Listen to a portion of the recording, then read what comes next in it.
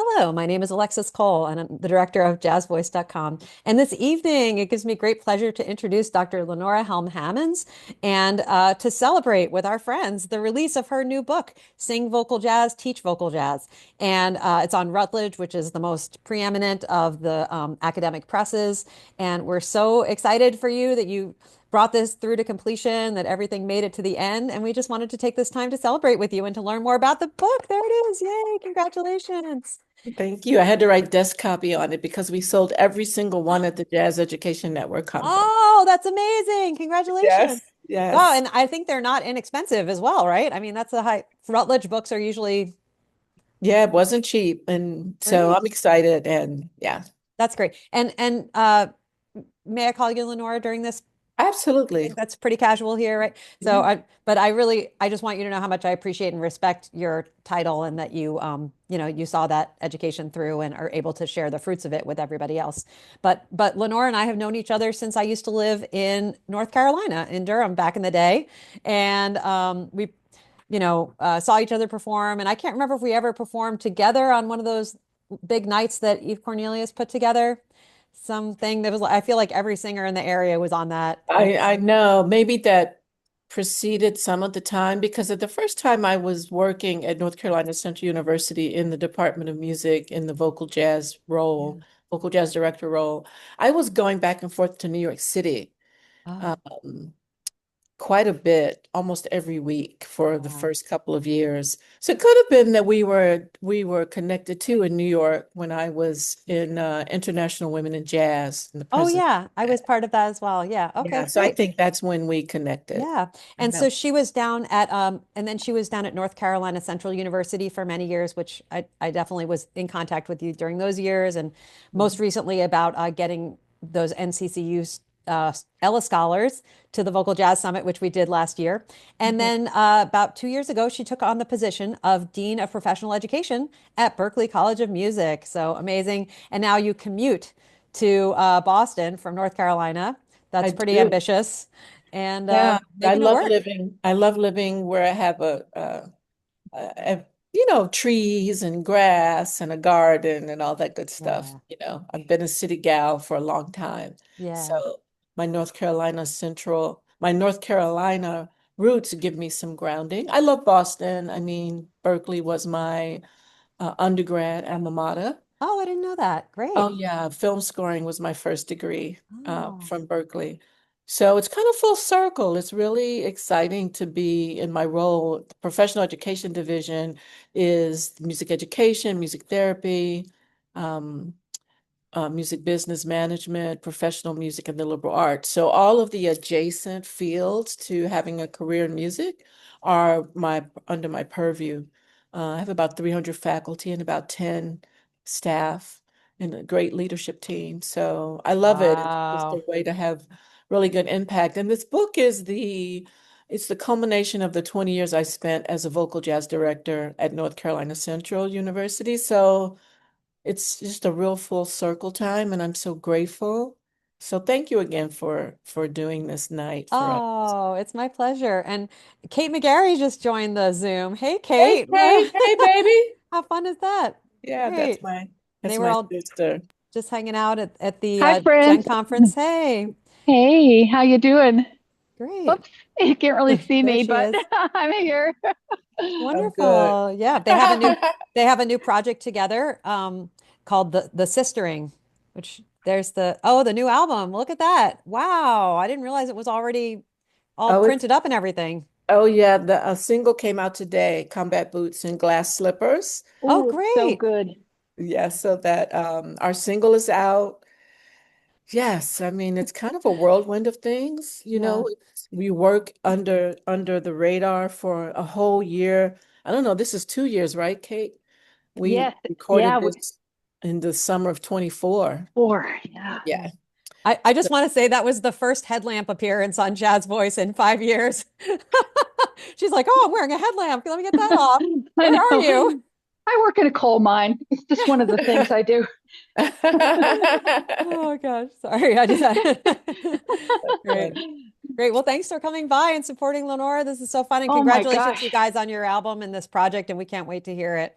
I'll put a link to the single release in the chat, okay, while you're doing Oh, this. great. Yeah, Okay, Yeah. but thank you. yeah, but Lenora, are you ready? You want to take it away for us? I am. Okay. Okay, I'm going to share my screen here.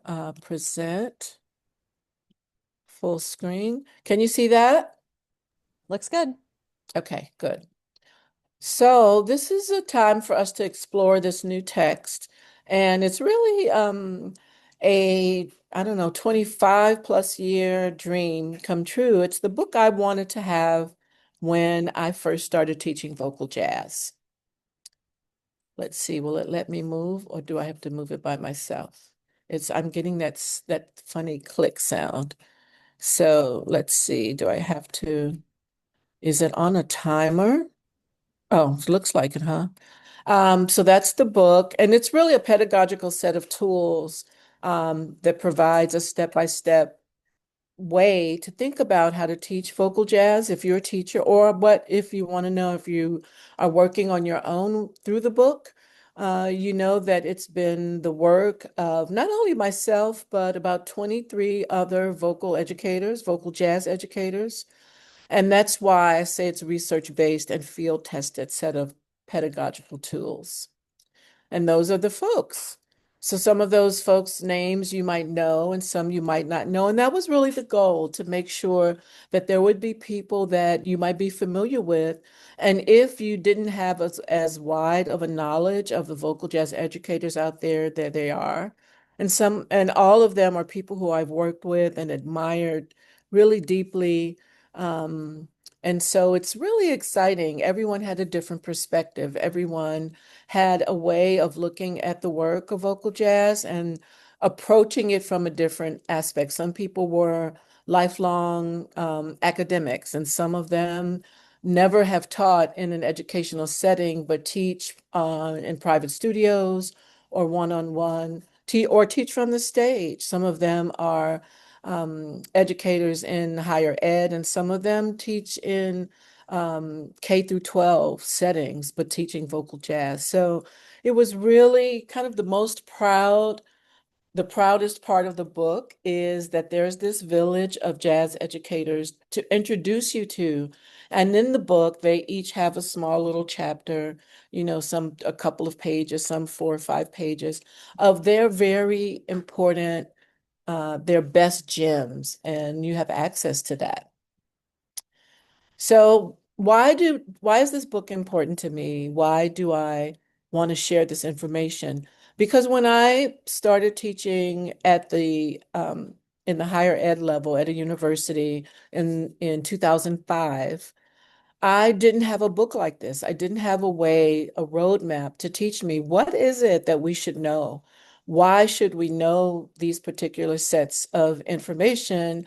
And how do I follow through the information? Most of the books were really about jazz instrumentalists, big bands, or how to put together a vocal jazz ensemble. And what would the solo voice teacher know to use? It was always only from a classical background or a teacher who might teach contemporary CCM, contemporary music that was non-classical, like music theater or pop songs or Broadway, but there wasn't a text for vocal jazz. Then we're going to talk about why performance pedagogy, because in the title, the subtitle is a holistic guide to vocal jazz performance pedagogy. Why did I use performance pedagogy instead of just pedagogy? We're going to talk about some of the features in the book, and then we'll talk about some of the tools and resources in the book. I think this textbook, well, not textbook, but I think this book and this time is important because vocal jazz has really become an international heartthrob. When I travel to different places in the world, whether it's to perform and sing or teach, I find young people who are, in middle school who know Ella Fitzgerald, who know of all of the, look at the chat here. I think, is there a question I should know about? Oh, no, there's just a link. I just put the Um, link to the single. Oh, thank you. Um, why vocal jazz is important to so many young people. I was really surprised, and I had a writer that lived in the Durham area who came to me to teach her 10-year-old. And I said, oh, that's pretty young. You know, you don't really want to mess with young voices. So much of their voice is still developing. Um, and with pre-puberty, I really try not to take on a student for something as challenging as jazz could be because there's so many large intervals to deal with. Your ear training has to be at a certain place. But I said, and I asked her, I took her on because she was so talented. Um, and I said, what draws you to jazz? She says, I like the stories. I like the lyrics. They're really good stories. And I couldn't argue with her. You know, she was onto something. And Kate, you may know her daughter, this Faulkner Fox. Her daughter was the one who I studied with me for a while. So vocal jazz has really become a bridge between many other styles. One of the things that intrigued me about trying to get this information into a book was when I began my private studio in New York. I kept having singers come to me from Broadway or from musical theater or from classical music who wanted to learn jazz. And I didn't really know how to pinpoint the difference. Like, what's the difference? What do you need to know to teach vocal jazz? And I said, you know what? I'm going to pay attention and write this down as I go along. And that really brought me to a lot of what is in the book.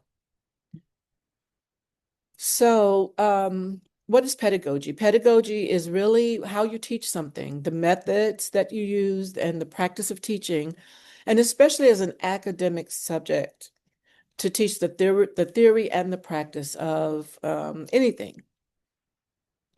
In music, in voice instruction, there are these categories of pedagogy. So vocal jazz performance pedagogy is different from vocal pedagogy, where you just talk about the anatomy of the voice, the mechanism, and the science of singing. If you've ever had an otolaryngologist do a scoping of your vocal apparatus, they have studied and often have degrees in vocal pedagogy. We call them the white coats. Then there's jazz pedagogy, where it's mostly about the concepts of jazz and the styles of jazz, building a jazz ensemble program, but primarily jazz pedagogy texts are for instrumentalists. There's one that's a common text used in institutions and universities, but only one chapter in that book was for vocalists. And her name is Jennifer Barnes. She is director of the jazz program at University of North Texas State. And so that book in 2005 was the only book I could find that had a chapter dedicated to vocal jazz pedagogy. And then there are other books there that came along after. So there are, maybe 10, 15, 20 some odd books that are out there now on vocal jazz, but the performance pedagogy part hadn't been really nailed down. And then last is the vocal jazz pedagogy, where a large part of the books that are out there that I'm speaking about talk about the vocal jazz ensemble from 8 to 20 singers at a time.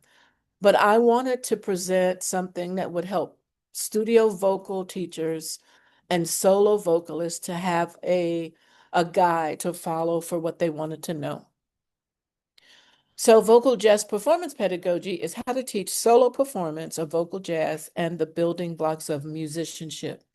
Musicianship is really understanding what it is to be a musician whose instrument is the voice, what it is to be able to perform and interact with other people, not as a solo singer, but with other musicians. So vocal jazz performance pedagogy knowledge affords you the ability to communicate with other instrumentalists on the bandstand or in real time. It gives you the knowledge of your creative map of opportunities during a performance. And that allows you to understand what you're listening to and what you're hearing. Improvisational choices and decisions are informed by you understanding what it is to perform jazz. And you earn the respect of your ensemble mates. When you know what to do and why you're doing it, they respect you on the bandstand in a very different way. Vocal jazz performance requires trust, vulnerability, empathy, and curiosity. These are qualities. It's so funny because some people say, well, shouldn't I understand the music first? You really have, who's coming to the music? You are. And you have to be able to trust yourself to perform with confidence. You have to feel okay with being vulnerable about what you don't know so that you can ask questions, so that you can allow yourself to be seen as someone who's growing and learning and not someone full of ego or hiding behind or feeling like you don't belong on stage with the others. So you have empathy for yourself and for other people who you perform with. And being curious about the process. That's the first thing. My first chapter of the book says, who can sing vocal jazz? And I talk about these elements of your personality. When you can stay curious and open-minded, you can learn and grow. So your musicianship facilitates your ensemble mates to be able to trust you, to feel vulnerable with you, to have empathy for you, to be curious about what you're going to bring to the bandstand, and be able to follow you. The fellowship and fellowship grows out of your musicianship. Because of the ability to develop my musicianship skills, I was afforded things like writing this book or being able to front a band. I teach at Brevard Jazz Camp every summer in the Blue Ridge Mountains in North Carolina. And I'm chosen as a ensemble director of sometimes all instrumental bands. I was able to bring a group of choir students to Carnegie Hall to perform jazz in Carnegie Hall. I was able to convene a group of girls and instrumentalists who sing and students who sing so that girls who felt uncomfortable being the only girl in the band or not feeling empowered or feeling a little nervous that they would not maybe know as much as the other instrumentalists or the guys knew, I would be able to convene programs like this. And this is really important to me. And being able to do this really grew out of me building my musicianship. Okay, so the impact of vocal jazz knowledge and musicianship broadens your skill sets. You can be agile and flexible, just like instrumentalists. So a vocalist can work in different configurations of solos as a soloist, duo, trio, quartet, barbershop, and jazz groups, quintets, sextets, in these different styles. Although now we learn and sing jazz in 6 or 7 styles, meaning in the genre of vocal jazz, we may sing Latin, we sing ballads, we sing swing, bebop, we sing blues, and all kinds of multi-hyphenate versions of jazz. But if you want to compare what instrumentalists can do, and you look and listen to these bands that were mostly instrumental bands, well, here were singers and groups that used, sometimes they worked with other singers, sometimes they worked with groups. There's a wonderful album with Betty Carter and Carmen McRae doing a duo together with the rhythm section. But this just shows you how you can broaden the way that you think about the work you can do. So the goal of my book was to give you a roadmap to understand the function of your practice, to understand how to listen and how to hear. Your skill sets around listening are a huge road, a huge part of the journey. You need to know how to listen for what you are doing and what your ensemble mates are doing, and learn how to hear in real time what's going on. When you open and develop your ear, you don't have to be one of those singers that they make fun of because you're in your own universe, in your own world, singing a song, maybe in the wrong key, or you come in with the bridge where you really should be at the A section and things like that. The book also gives you I have about 8 pages of just vocabulary so that you know what are the words, that we use in the book that are talked about on the bandstand And you may not know what those words are. And how will you know unless you have a place to go and find it in one place? And then I covered the topics to serve you about as a learner and as a teacher. If I had to quickly go through the table of contents, it's who can sing jazz. I talk about that. I talk about how to use the book, how to train the voice and then teach the style, why vocal jazz performance pedagogy versus vocal jazz pedagogy.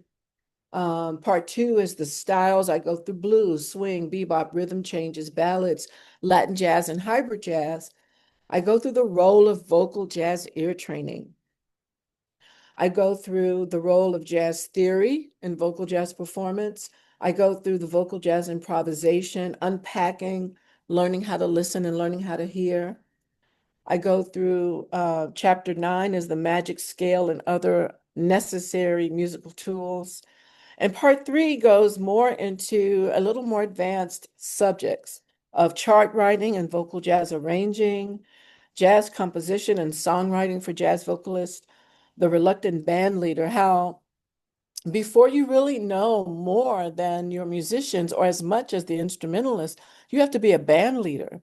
And so that's why your vocal musicianship skills are important, because when they can tell that you don't know some of the basics, you have a really hard time getting them to be compliant, respectful, or even wanting to work with you.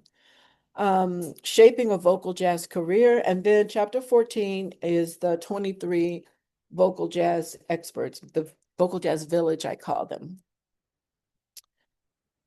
In the book, you also get a weekly syllabus. If you're a teacher, I have 15 weeks of a program you can follow, a guide to a practice regimen. Those are handouts that I'll give you, Alexis, for all of the people who showed up today. The people who buy the book get the QR code for the resources that are in the book. Scales and exercises, there are quite an extensive number of items in the book that are sheets that you can pull out, because that's also in the resources. A listening list of music you should listen to and vocabulary, and a playlist. Here's a playlist. You can copy that if you take a picture of that slide, and it'll also be a link that I provide for you who are here with me today. And that's it. That's an email address to reach me. And we have time for questions, I hope.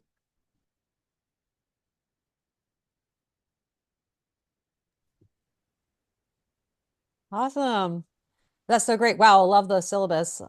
It took me a few years of teaching to be like, okay, I just need to write all this stuff down. I got to stop winging it and get my own thing together for, make sure everything's methodical and that the students are learning what they need to learn over the course of, their years with you.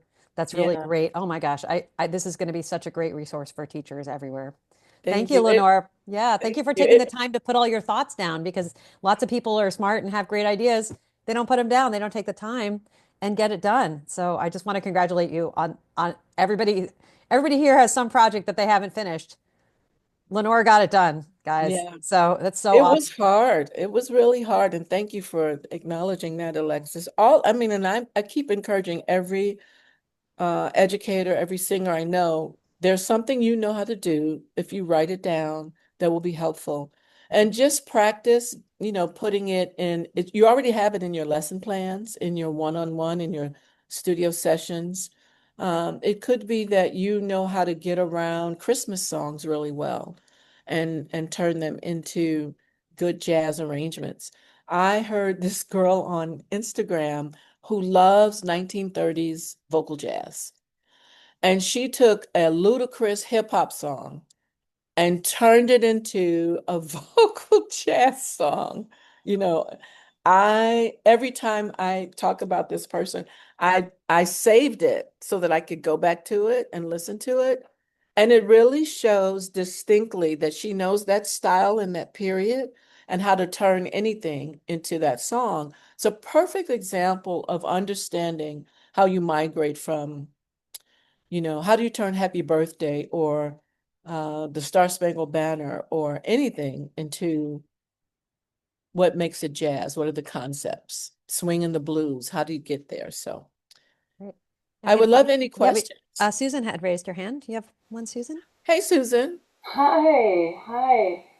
I am so honored to be in everyone's company here, and haven't we just experienced something marvelous?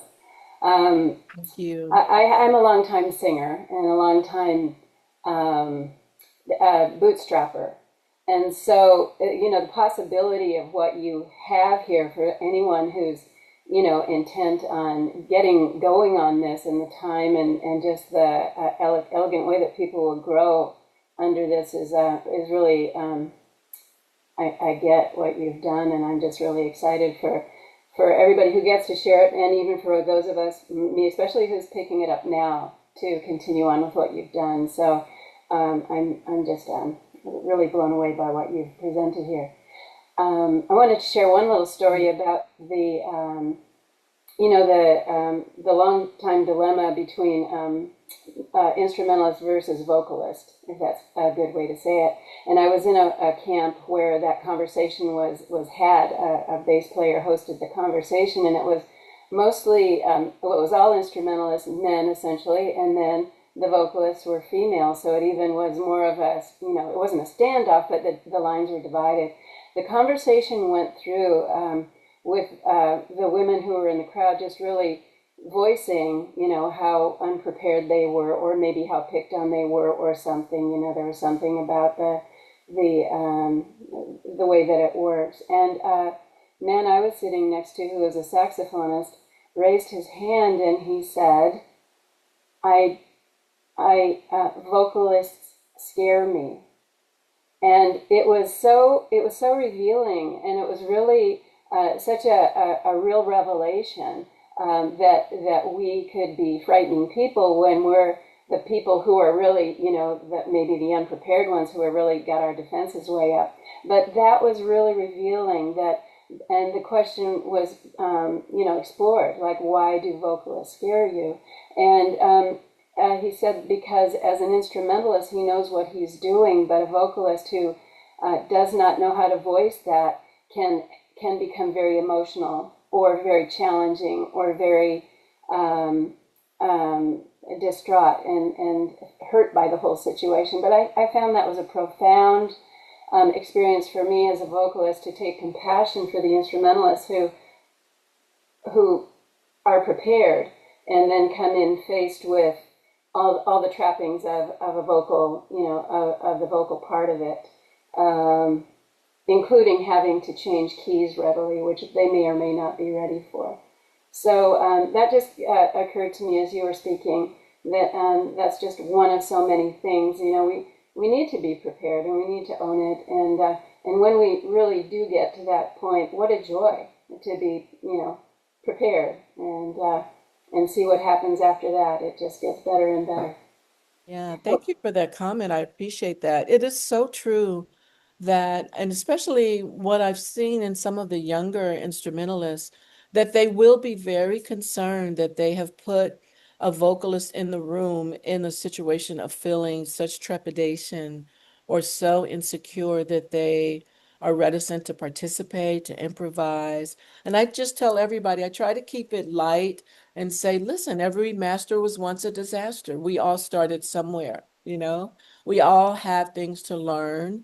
And I try to point out that instrumentalists have to push buttons, but singers have the most courage because we're out there on a tightrope. We just have to hope our ear can recognize the notes, the pitches, the right way to address a phrase or rhythm, how to phrase within the context of what the other instrumentalists are doing.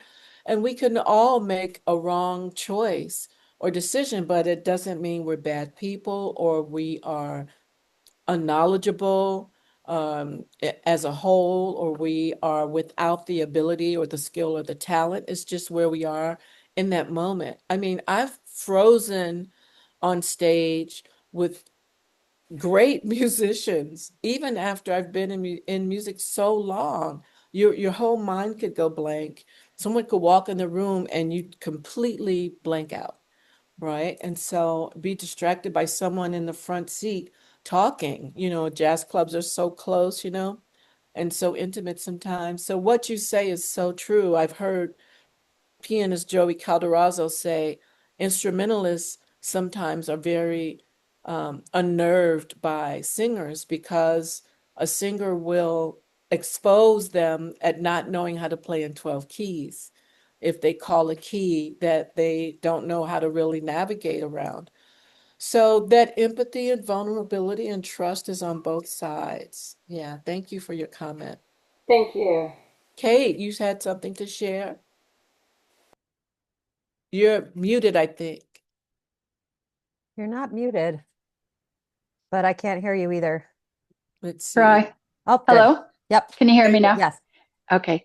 I was curious, Lenora, if there was a certain moment where before you said, I'm going to write this book, that kind of, that wall between you have something, you see it, and between doing it, and that you have to kind of jump over or go through uh, in yourself. And I was wondering if you remember that moment, if you could share when you were able to make that decision and say, this is happening and I'm going to do it now. I can always count on you, Kate, to get to the meat of the matter. Yes, very distinctly. There were two things that happened. I had a mentor who I treasured, and I was trying to advocate for my students to have access to a rhythm section with with to work with. The instrumentalists have a rhythm section in their combos. Why is the singer relegated to just a piano? We need a rhythm section to learn. Some of our learning is stopped if we never get to practice with a rhythm section. If we only have our voice teacher and the piano, and then we try to have a performance with a whole rhythm section, your ears aren't acclimated to the frequency, the low frequency of the bass.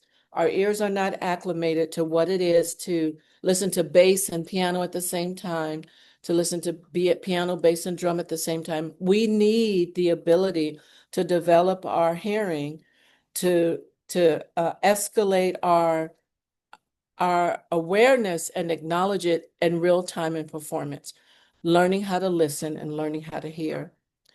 And I was saying, we really need a rhythm section. We can't work like this. You don't understand.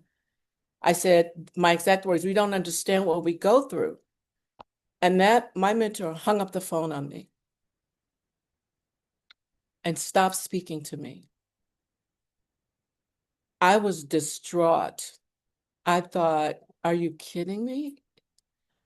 So whether or not that person's ego was at the point where they thought I was saying something else to them, we judge each other on we judge ourselves and our intentions and other people and their behavior. So I can't begin to say what was in that person's mind, why they hung up the phone. But for me, that's the epitome of disrespect, that you just hang up the phone on me and stop speaking to me because I disagree.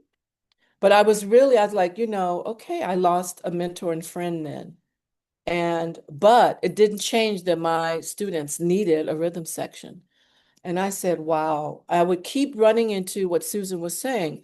Instrumentalists kind of like not getting it, which is kind of the same conversation about if you don't understand why we need to have wheelchair access in buildings, if you don't understand why it's not okay to pet someone's dog who is a comfort dog, if you don't understand any of those parameters where you can't put yourself in another person's shoes. So the reason for the book kept being so clear to me.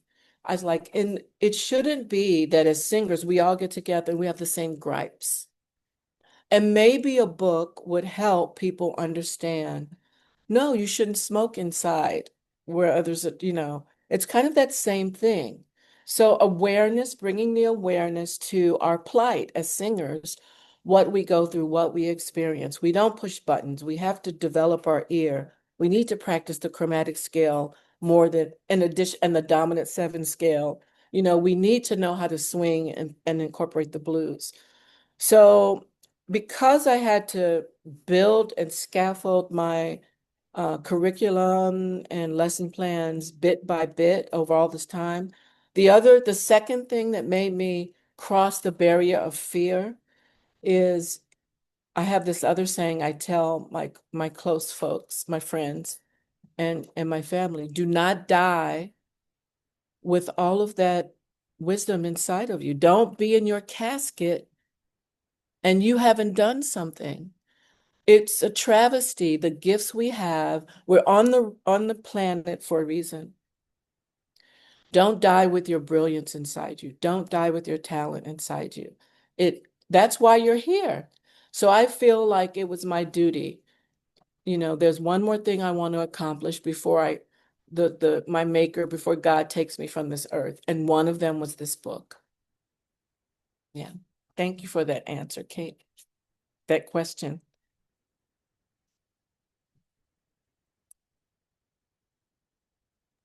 Anyone else? Yes, Beryl. Hi, Beryl. Hi, Lenora. So many things you said resonate with me because actually my family is from Chapel Hill, North Carolina, Mhm. and that's where my father's family is from. So I spent a lot of time there and in North Carolina. Yeah. Also, I just wanted to say also a professor at Temple University, and I just went into our library, and guess what I found? What? Your book. No way. And it's the online version Wow. of your book. Wow. And I just said, oh, let me just put this in just for, whatever, just as it's there. Wow. So this is inspiring you and telling you how much your reach is really, really there everywhere now if it's in my library, Thank you my so much. online library. Thank you for telling me that. Yes, so now I have it. Yay. Because I live in Tokyo, so it's harder for me to get books. Thank you, Um, Beryl. as you could imagine, but and it's under your publisher, Routledge, right? Yeah. And then I think Taylor and Francis as well. Mhm. Yes, that's how I was able to access it since Temple has a license agreement with those Yeah. publishers. So Oh you man. you are everywhere Man. You just made my day. now. Wow. That's great. Yeah, Kate. Thank you so much for sharing that. Wow. Wow. Oh, That blows me away. it's out there, out Yes. there. And all those copies you just sold at Jen, that's a huge deal. That's amazing. There's a I was demand in for this, and shock. yeah, I wow. was in shock. I just, I was in shock is all I can say. Because when I approached Routledge, and I think they were very incredulous. They were like, well, there aren't any books like with this kind of title, performance pedagogy. Are you sure this is even important? They were, so they asked me to give them a proposal, and then they have to send it out to other people who are in the jazz field. And they sent it out to 4 or 5 people who later contacted me and said, oh yeah, I gave your book proposal the thumbs up. I gave an approval. And I was shocked. I was like, oh, wow, they did their due diligence, like to make sure it could even be viable. Because there were books that there wasn't a book like it. And so just like going up that hill, like, okay, well, is this going to be good? And then not knowing how to write. I know how to do academic writing. And the chapters that I have in other books about my research or dissertation, are very different. It's an academic language, and I didn't want to write like that. I wanted to write for the layperson who would be able to understand it and speak very plainly. I came to Much the appreciated. university setting, yeah, without, I was a performer for 40 years before I started teaching in university. So I didn't care about the academic language like other people might. I just wanted everyone to be able to pick it up and just get going. Awesome. That's really Yeah. great. Wonderful. Great. Well, thank you so much. Let's put a link where people can buy the book in the, where's your preferred place, Lenora? Routledge is easy. Okay. There, or you can, I found you can get it on Amazon. So Oh, okay. I just filled out an Amazon author page. So I have to do all Great. of that kind of stuff. But wherever is your favorite place to Yeah. buy the Could book. Lenora, could we sell it on the Jazz Voice bookstore? I'm gonna find out because thank you so much, Of Alexis. course, we'd love to. I Anchor Publishing asked me the same. You know Matt Yeah, of Falk, course, of course. And his Yeah. wife Jessica. Yeah. So I have to find out if I can do that kind of a consignment thing. Yeah. And To sometimes it just points to another, like, we could sell it like on Amazon through our store or something. I don't have any other Amazon. Um, I just have Hal Leonard and Jamie Aebersold's jazz books, but ours is just like a mirror of those stores. Like I pick what titles I want. So maybe there's like a way.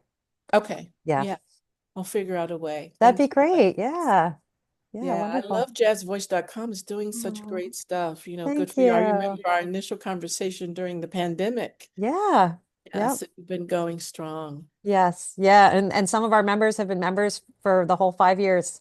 That that's So great. excellent. Yeah. That's So right. good. Beryl and I Cheryl. have. Yeah. Yeah. It's awesome. And wonderful teachers like you and Kate who've been on the whole time as well. And I remember, Lenora, the same feeling when I had, all the people who initially supported the project or people who came out later and said, oh, I sent this to my students. And, it's just really great to see that you're on the right track by getting that affirmation from the community. I So it's feel really great. good. I And just want to, yeah. I'm sorry, I just want to tell everyone here, just keep singing. You can always feel free to email me. And thank you, Alexis, for sharing those links. Yeah. Yeah.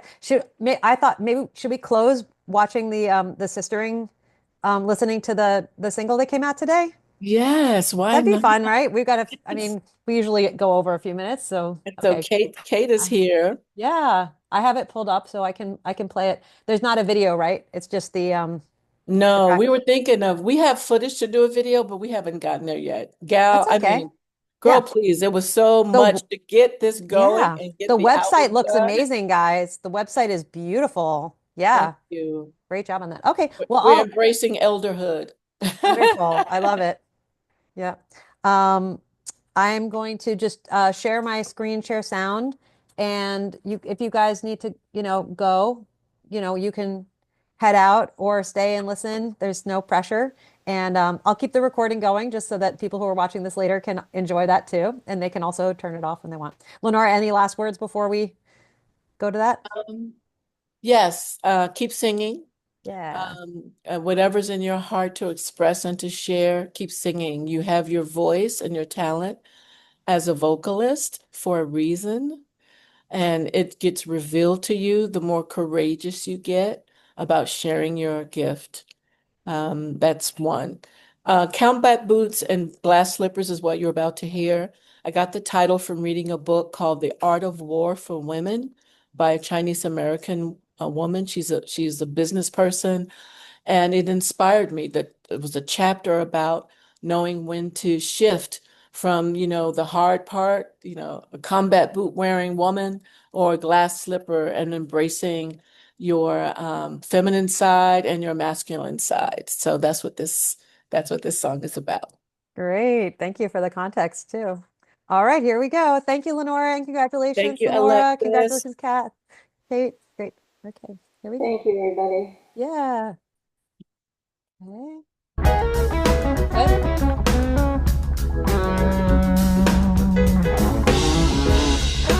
Oh, Alexis, I'm sorry, what do you call it? What am I trying to say, Version. Kate? No, there's a different cover. I want to actually, Oh, I, this was the one on YouTube though. I So know it was. yeah, we can wait a minute. Okay, Do you no, want to go find it? I'm gonna put it in the chat if it lets me add a thing. Okay. Yeah. Okay, go ahead and play it. You want me to go ahead? You want me to play from the chat? Did you just put it in the chat? The new one? Oops. What did I do? I did something wrong there. Oh, that was capturing something. I will add the file so that you can see it. Okay. Sounds good. Oh, But I'll boy. play the audio is the same, right? It's just a different cover. Yep, it's the same. Okay. And we can always pull that picture. People can just look at that picture themselves there then. Yeah. Okay. I like this picture a lot though. Thank you. And That's the album cover. Oh, nice. The single cover is just a little different. Fun. Okay.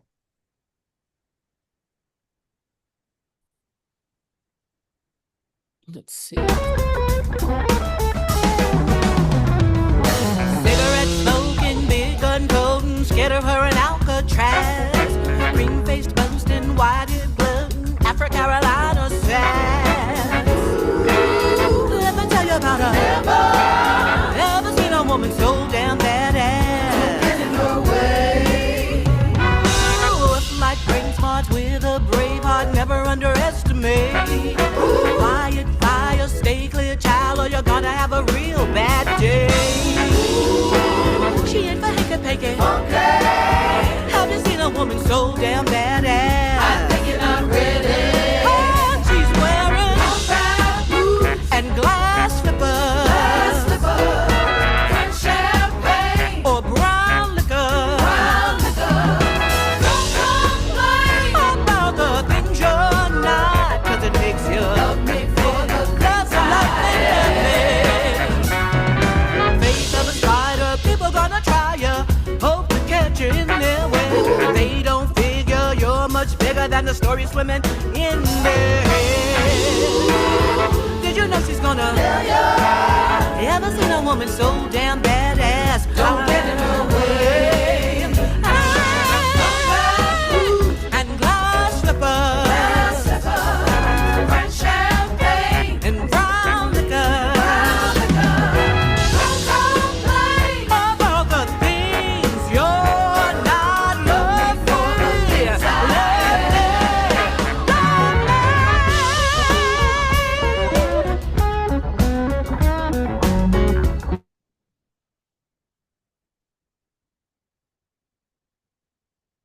I thought you might want to know that you had your earphones up. Better? Yes. Thank you.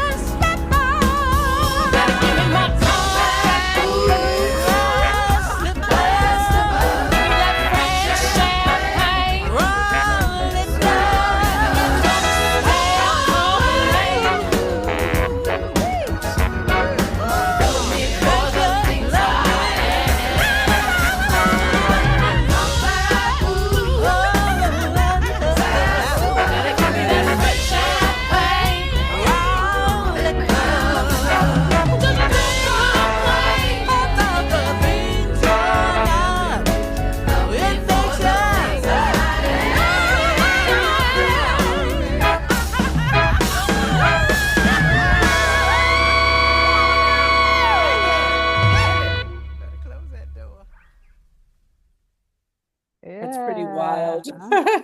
Woo! Awesome. My alter ego. Yeah. So great. That was that you singing lead? Yes. Cool. Congratulations. Thank you. We're Awesome. excited. We're pretty Yes. excited. Great. Well, and if you guys want to share it with your friends, Lenora put the preferred YouTube link there in the chat. So go ahead and bookmark that, and we'll look forward. When's the full album release? March 20th. Yep. Great. We have another single right before Valentine's Day, February 11th. Okay. Yeah. Great. Awesome. Okay. Well, this is wonderful. Thank you so much, Lenora, for coming on with us. This has been great to learn about your book, and congratulations and much success with it. And I hope it opens many doors for many people and helps the jazz vocal education world to level up. So Okay. way to go. I appreciate it. Thank you, everybody, for joining us this evening, Thank this late you. in the evening. Yeah. And from Tokyo, it must be like the middle of the morning. Yeah. Yeah. Yep. Yeah. It's cool. Yeah. Worldwide audience today. I And send me know. that if you want to send me those resources, I'll mail them to the people who came today. Okay, we'll do. Yeah, Okay. fantastic. Okay. Thank you. Bye, everyone. Good night. Thank you Bye. so much. Bye. Thank you. Bye, everyone. Bye-bye. Bye. Thanks. Thanks.